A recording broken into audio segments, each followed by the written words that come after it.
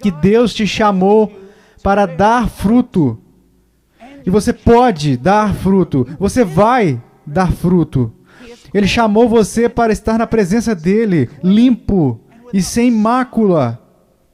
Jesus Cristo não derramou o sangue dele por você para que a primeira coisa que você veja quando entrar na glória seja uma régua na sua cara por causa de todas as suas falhas.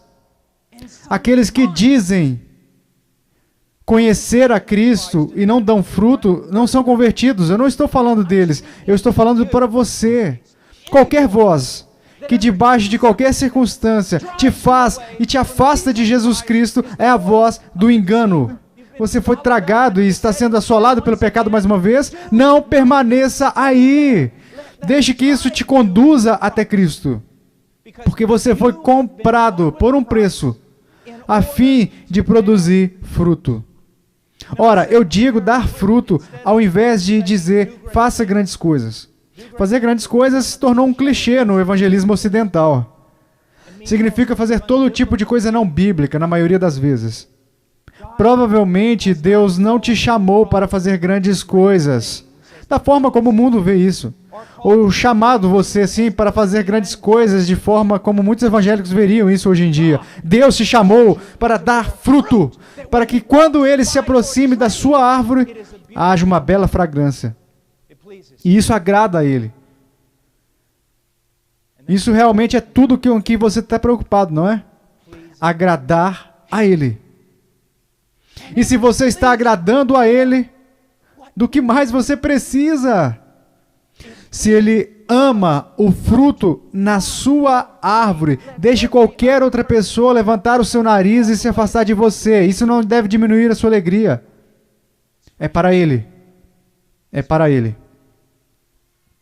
Ora, nós olhamos para esse texto e ele diz, no versículo 15, ou melhor, versículo 1 do capítulo 15, eu sou a videira verdadeira. Ora, eu não vou conseguir terminar isso. Eu posso ver isso agora. Eu sou a videira verdadeira. Aqui está a declaração. Essas declarações de eu sou. Por que elas são tão importantes? Bem, eu sei que essas declarações de eu sou o identificam com a deidade. Identificam ele com as declarações de Yahweh. Eu sou o que sou. Mas vamos colocar isso um pouco mais baixo na prateleira. Por que a afirmação de Jesus, eu sou, é tão importante? Porque você não é. Porque eu não sou. Vocês percebem? Toda vez que você olha no espelho da palavra de Deus, se você é um homem honesto ou uma mulher honesta, você tem que sentar ali e dizer, eu não sou. E é fazer com que você olhe pelo buraco da fechadura. Porque de fato só há uma coisa que pode preencher você, que pode saciar a sua fome. E não é uma coisa, é uma pessoa, é Cristo. Deixe-me colocar dessa forma, da forma como os puritanos costumavam falar. Quando você se converteu, você se tornou uma criatura. Uma linguagem boa. Você se tornou uma criatura com uma natureza, com uma sublimidade, tal que você não consegue se satisfazer com mais nada além de Deus. E se você consegue se satisfazer com alguma coisa além de Deus, você deve tremer, porque talvez isso seja uma evidência de que você não é convertido. Vocês estão entendendo? Quando nós começamos a entender isso, isso muda tudo. Você diz, a minha vida não está completa. É claro que não. Você vive num mundo caído. O meu emprego não me realiza. E se ele pudesse fazer isso, você estaria perdido. O ministério não me alimenta. Ele não sacia a minha fome. Moisés teve o maior ministério entre os homens. Ele disse, mostra-me a tua glória, mesmo que isso me mate, porque o ministério não é suficiente. Você diz, a minha esposa não me completa. Se ela puder fazer isso, você é um descrente. Veja, você foi recriado. E o único que pode satisfazer você é Cristo. E é por isso que é inútil procurar essas outras coisas. Mas deixe-me introduzir você em algo sobre a vida cristã. Porque a santificação é progressiva. Você vai gastar a maior parte da sua vida correndo atrás de outras coisas. E essas outras coisas vão deixar você vazio. E essa é a razão das tentações. Essa é a razão das vitórias mais fortes do que você pode enfrentar. Todas elas visam lançar você de volta para o buraco da fechadura, para Cristo, para olhar para Ele. Não há nenhum humano ou instituição humana que jamais será capaz de suprir a sua necessidade de vida espiritual. Porque você precisa de mais do que um livro. Você precisa de mais do que 4 pontos, ou 5 maneiras, ou 10 passos. Você precisa de Cristo. O sentido das Escrituras é encaminhar você para Cristo de uma forma correta, para que você se alimente dele. Você não entende todos aqueles textos, meus amados irmãos e irmãs em Cristo. Eles falam com você sobre Cristo ter ciúmes de você, sendo zeloso em relação ao amor dele por você. Será que você não entende isso? Ele realmente tem ciúmes. Ele realmente não vai permitir que nada rivalize com ele. É por isso que Jesus diz, bem-aventurados os puros de coração. A ideia aí é a de um coração não amalgamado. A ideia é, bem-aventurados os que não têm conflitos de lealdade dentro deles, que pertencem inteiramente a Deus. Deixe-me dar exemplos. Filhos, um casamento, um bom emprego. Tudo isso pode se tornar tentação. Para fazer o quê? Tirar os seus olhos de Jesus. Bênçãos, saúde. Eu não estou dizendo que essas coisas são ruins, essas coisas são maravilhosas. Eu tenho algumas delas e eu estou alegre por isso. Elas podem ser tentações. É por isso que você vai ver. E Joel realça isso muito bem em seu livro A Escola do Calvário. Parece que é necessário um grande nível de sofrimento para levar um homem a um grande nível da presença de Cristo. Porque nós somos um tanto pragmáticos e teimosos. E as boas coisas, até mesmo os dons, podem se tornar coisas nas quais nós pensamos mais do que no doador. Ouça Jeremias, capítulo 2, versículos 11 até o 13. Houve alguma nação que trocasse os seus deuses, posto que não eram deuses? Todavia o meu povo trocou a sua glória por aquilo que não era de nenhum proveito. Espantai-vos disso, ó céus, e horrorizai-vos.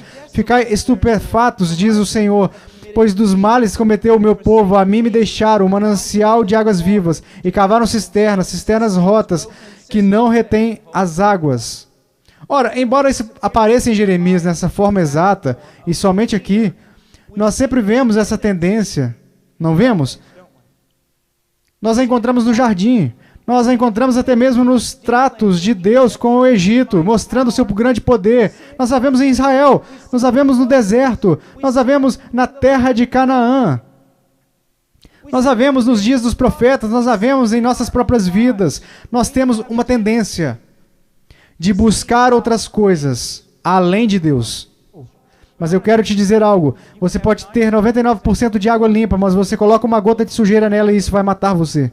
Meus queridos amigos, especialmente os jovens, vocês nunca irão agarrar uma visão de Deus enquanto vocês estiverem se enchendo com muito daquilo que, mesmo que o cristianismo ocidental diga que é aceitável atualmente, tanto quanto o que você vê com seus olhos. Eu estou dizendo a vocês, se você quer uma visão de Deus, você precisa limpar a tela. Eu fico simplesmente espantado com o que os supostamente cristãos evangélicos assistem hoje em dia. As coisas que eles assistem. Eu sequer posso olhar para pessoas no meu Twitter. Às vezes eu penso, quem está me seguindo? Ora, veja, eu estou pensando isso, bem, eu preciso começar a pregar o evangelho, porque obviamente algumas delas estão perdidas. Olhe como elas se vestem.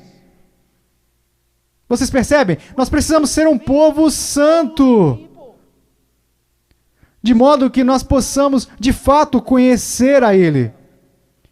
Sermos cheios dEle, termos uma visão maior dEle. Mas nós estamos sempre em perigo por causa dessas cisternas falsas, sempre. Eu tenho visto tantos jovens firmes, seguindo a Deus, Quer dizer, seguindo a Deus com tudo. E de repente aparece uma moça. Não há nada de errado com isso. Uma moça apareceu na minha vida. Mas o distrai das coisas de Deus. Jovens nas faculdades, vamos fazer grandes coisas. Eu me lembro de muitos, vamos ser missionários, missionários, missionários. E quando chegou o último ano, eu descobri que a maioria dos meus amigos tinham ido fazer entrevistas em todas as grandes companhias. Eu não fui a nenhuma, porque eu pensava, todos nós vamos para a China e vamos correr por Cristo. E eu, o quê? Pô, você tem que ser realista, quer dizer, você foi um pouco radical demais nisso. Nós dissemos essas coisas, mas... Então, de repente, todas essas coisas começaram a agarrá-los. Carros, casas, associações de proprietários de imóveis. Ora, eu não estou dizendo que todo mundo é chamado para o ministério. O que eu estou dizendo é, se você começar a seguir a Cristo, o que vai acontecer é que haverá desvios, desvios e mais desvios, coisas que chegam na sua vida, das quais você vai tentar extrair alegria, força e vida. E no final, elas serão tão amargas como o fel na sua boca e na sua barriga. Cuidado! Não somente com as coisas que são obviamente más, mas cuidado mesmo com as coisas que são boas e são dons de Deus. Ritual religioso. Quando Jesus estava descendo, provavelmente do cenáculo, para o vale de Cédron, é possível que ele pudesse ver à frente, pois eu estive lá. Quando você vira e olha para o monte do templo, no vale de Cédron, é um pouco mais acima. Mas você pode vê-lo. E é possível que, de onde ele estava, ele pudesse ver o portão do templo. E acima dele, Herodes tinha mandado fazer essa magnífica videira dourada, que representava a nação de Israel. E realmente é possível que Jesus tivesse olhado para aquela videira e tivesse dito, não. Eu sou a videira verdadeira. Todo o ritual do templo, todas as coisas que vocês enxergam ali, todos os sacrifícios, tudo, essa não é a verdadeira videira. Não é a tradição de vocês, não é a vossa herança, não é o fato de vocês estarem ligados a alguém que me conheceu. Vocês devem estar unidos a mim.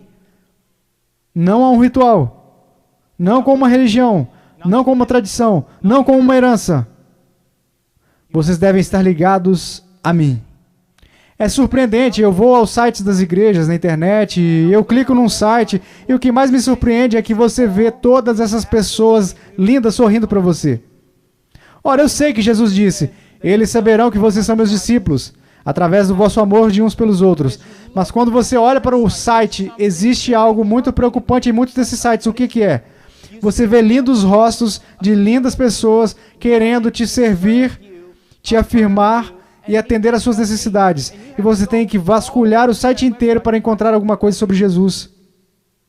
É a congregação, promovendo a congregação. Não! Não! Se você vai a uma congregação porque a congregação está satisfazendo todas as suas necessidades, há algum bem nisso e existe algo extremamente distorcido. Tem que ser Cristo. Se nós formos ser conhecidos nessa comunidade, não será pela congregação maravilhosa que nós somos. Será por quão maravilhoso o Salvador Ele é. Mas um grupo de pessoas sorridentes e afirmadas que vão te receber do jeito que você é, isso não é escandaloso. O que é escandaloso é o Salvador sobre quem nós acabamos de cantar, que morreu pelos pecados dos homens. Congregações podem ser uma cisterna falsa. O próprio evento da igreja também. Quando eu viajo por aí e estou em igrejas diferentes, às vezes igrejas realmente grandes, eu vejo a preparação que essas pessoas fazem para o domingo. Ora, eu não estou falando de várias horas de oração. Eu estou falando de luzes, música, recepcionistas, cadeiras. As cadeiras têm de estar de um certo jeito, as telas têm de estar de um certo jeito, tudo está pronto, tudo está coreografado, tudo está terminado. É como se estivesse no Madison Square Garden. As pessoas entram e elas são envolvidas no evento. E a força delas vem dos eventos. Isso está errado. Deve vir de Cristo. É por isso que frequentemente você vê crentes que possuem tanto de Deus e que estão apodrecendo na prisão com absolutamente nada, senão Jesus Cristo. Um santo passou muitos anos numa prisão europeia oriental. Eles o prenderam lá. Invernos e verões, nenhum aquecimento ou ar-condicionado, congelando terrivelmente na neve, torrando de calor nos verões, mantendo ele ali às vezes sem roupas, sem deixá-lo dormir numa cama normal, fazendo ele dormir no chão, dizendo que ele era um cachorro. Alguém perguntou a ele, como foi ficar ali durante tantos anos? Ele respondeu, uma lua de mel de 30 anos com Jesus Cristo. Vocês percebem? Ora, nós devemos ser uma congregação amorosa, biblicamente amorosa. Nós devemos adornar o Evangelho com as nossas vidas. Mas as pessoas não devem estar vindo a essa igreja por causa da igreja, ou por causa do evento, mas por causa de Jesus Cristo. Outra cisterna que é bastante comum, não tanto agora, mas nos anos 80 e nos anos 70, a maioria de vocês ainda nem tinha nascido, era o discipulado em momento tranquilo. Você teve o seu momento tranquilo, você teve o seu momento tranquilo, isso é tudo. Você tem o seu momento tranquilo, você está andando com Deus. O negócio é o seu momento tranquilo. Você leu o seu capítulo, fez a sua oração, fechou a sua lista, quem sabe cumpriu a sua agenda, o seu momento tranquilo, você fez o seu negócio? Não. Bem, nós sempre temos dito, os pastores aqui, eu mesmo, em conversas pessoais, nós precisamos estar a sós com o Senhor, nós precisamos estudar a palavra, nós precisamos orar. Mas você organizar isso em algum tipo mecânico de tempo tranquilo, em que você checa a sua lista de tarefas, meu amigo, você não está entendendo. Você está redondamente enganado. Não. Uma outra cisterna, honestamente, nós poderíamos passar 1 hora em cada desses pontos. Mas uma outra cisterna falsa, e essa é um dos elementos mais destrutivos na igreja atualmente. E no meio evangélico ocidental contemporâneo. Sabedoria mundana e filosofias e tradições dos homens.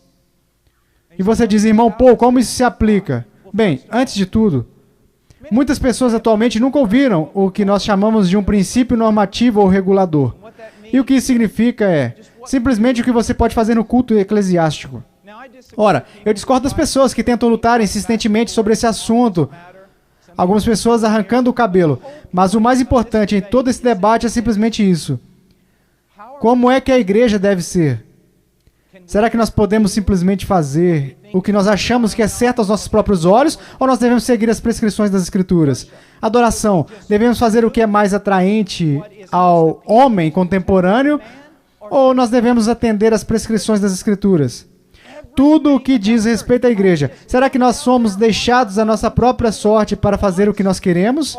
Ou a mais recente nutrição psicológica que está passando pela cristandade? Ou as Escrituras nos ensinam o que nós devemos fazer? E a Bíblia é clara sobre esse assunto. Paulo diz para Timóteo, caso eu não vá, eu estou escrevendo a você sobre todas essas coisas para que você saiba como se conduzir na casa de Deus. Que nós não somos deixados nas mãos da psicologia secular batizada. Nós não somos deixados à mercê do estudo de transições modernas para ver como nós devemos mudar a igreja de Jesus Cristo para ajustá-la ao desejo de homens carnais. É tudo sobre Cristo. E eu lhes digo o seguinte, e eu não estou falando como profeta, mas antes como um estudante de história, anotem as minhas palavras, e não vai demorar. Uma perseguição está começando neste país e não vai demorar. E ela arranca tudo de você. E a maioria das igrejas evangélicas vão apostatando totalmente. E sobram pequenos grupos para serem censurados. Aí vocês vão ver que Cristo é suficiente. Quando você não tiver mais nada a não ser Cristo. Uma outra são as experiências sobrenaturais. Nós estamos orando por avivamento. Nós estamos orando para que o Espírito de Deus caia sobre esse lugar. E nós cremos que o Espírito de Deus pode se manifestar tremendamente aqui. Que Ele pode nos fazer humildes. Não louvando a Deus por uma nova Mercedes, mas nos fazer humildes com a sua santidade, com o seu amor. Nós cremos que Deus pode se manifestar, mas eu quero dizer-lhes uma coisa. Algumas pessoas passam a sua vida inteira pulando de uma experiência para a outra. O desejo delas, a cisterna delas, são as experiências. Eu conheço pessoas que começaram bem e se desviaram, porque atualmente elas só falam de avivamento. Elas querem avivamento, avivamento, avivamento. Eu não quero avivamento, eu quero Cristo. E se nós tivermos Cristo, haverá avivamento. Haverá avivamento.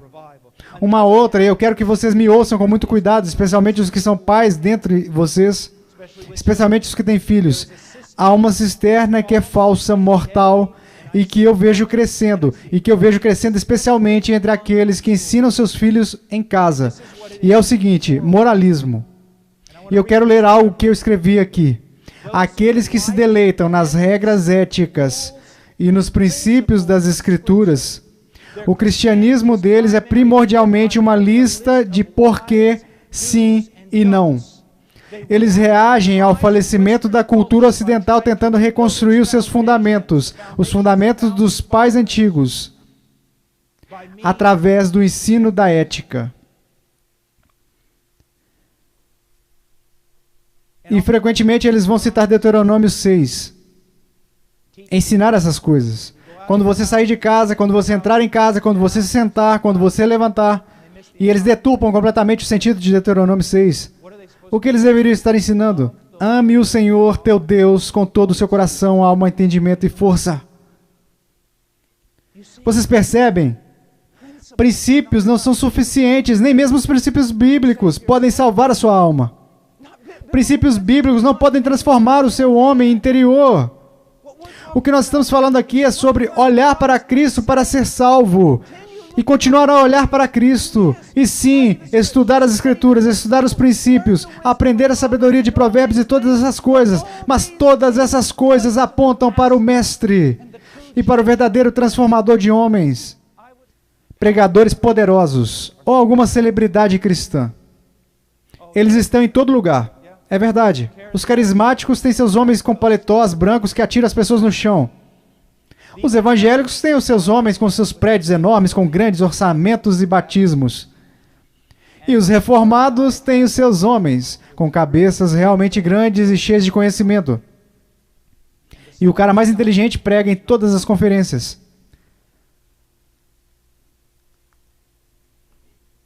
Um dos homens que eu mais admiro nesse planeta é o Dr. John Piper.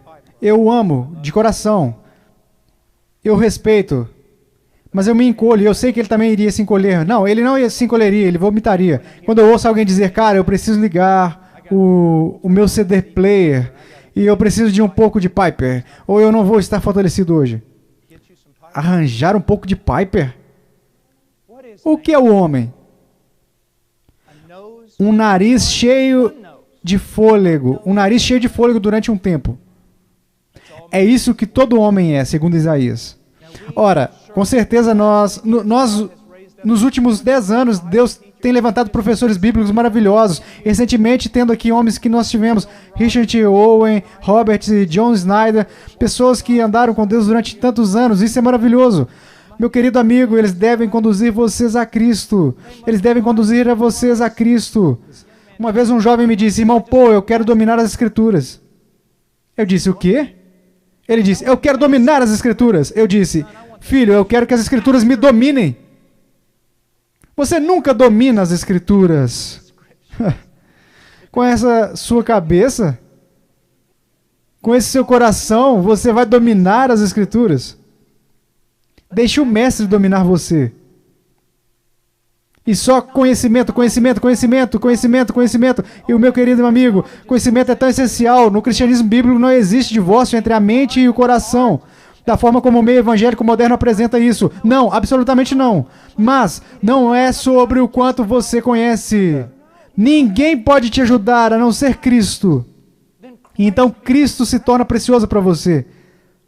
A perseguição nunca prejudicou a igreja, só a prosperidade. Tudo em sua vida que é pecado, não permita que essa coisa em sua vida que está cirandando faça com que você venha para cá e separe ainda mais você de Cristo. toda fraqueza, todo vestígio e toda treva são determinados para mostrar a você a sua fraqueza e a sua incapacidade total de viver a vida cristã. E isso é o Pai empurrando você de volta para o Filho. Empurrando você de volta para o Filho. É por isso, mais uma vez, que alguns dos crentes que têm sido mais frutíferos desde a ascensão de Jesus Cristo são pessoas que experimentaram dificuldades extraordinárias, problemas extraordinários, ou nelas mesmas tiveram fraquezas extraordinárias. Por que nós esperneamos contra as Escrituras e dizemos que elas dizem algo que elas não dizem? Spurgeon nos falaria sobre a sua fraqueza.